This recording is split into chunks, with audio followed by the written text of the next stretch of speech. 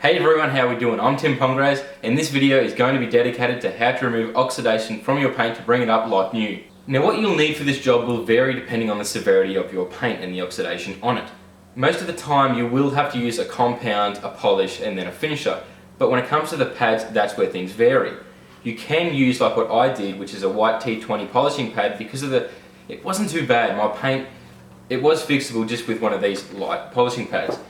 Some others that may have more severe, heavy oxidation on their paint may have to use a cutting pad. If you're not completely confident with where the paint is at and the severity of the oxidation, it's best to work from minimal abrasiveness of whatever pad you choose and the product as well, then work your way back to the most aggressive if it's needed. This video coming up now, it was made a while back and I didn't have a finishing pad at the time, so I used 2 white polishing pads and they worked just fine. So if that's what you've got, that will work. Now that that's all out of the way, I'm going to show you how to do it step by step. The first step is to rinse the surface that you are working on, getting rid of any loose contaminants. Using a woolen mitt or a wash sponge, gently rub over the surface. This particular sponge works well, as it is able to pick up more grime while not rubbing it back into the paint. Again, rinse your car, starting from the top to the bottom. Now reapply a generous amount of soapy water. This acts as a lubricant when using the clay bar. Grab your clay bar and begin moulding it. This will make it more malleable and easy to work with. Gently rub back and forth with the clay bar along the surface. This will pick up any contaminants and leave the paint clean and exposed, ready for the next steps. Add more soapy water if necessary, as you don't want the clay bar leaving any residue. Feel the paint as you go so you know where you have done and how much is left. It should feel smooth rather than grippy and rough. If you notice that the clay bar is getting dirty at all, simply fold it into itself and continue rubbing. Rinse again to wash off all the soap on the car. Using a clean, wet microfibre towel, dry the surface using a back and forth or side to side motion. Ensure that you get everywhere. For the purpose of this video, I'm going to place tape down the middle of where I'm working, so we can see the end result side by side.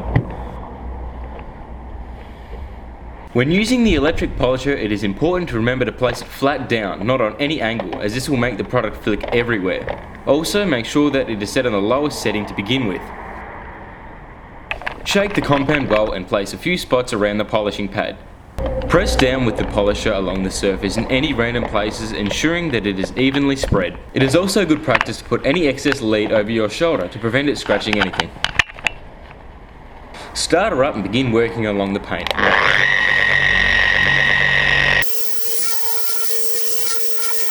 Once you've evenly spread the compound, you can turn the speed up a notch or two. Wipe off any leftover remnants from the compound. I forgot to mention that it's important to have separate clean microfibre cloths for each product.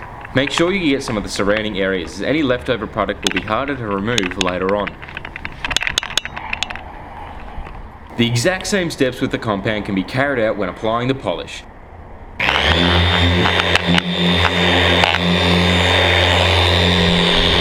You can see that it's already looking a lot better.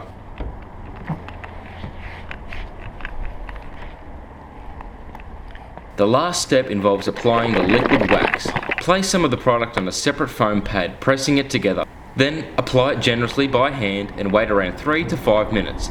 This is to protect the paintwork. Plenty of microfibre cloths are needed for this job. Using a clean one, wipe off all the wax.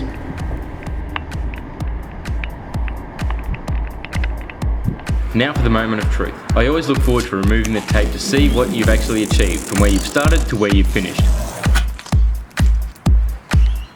Now look at that deep, spotless finish. Both sides were the same, but now you can definitely see the difference.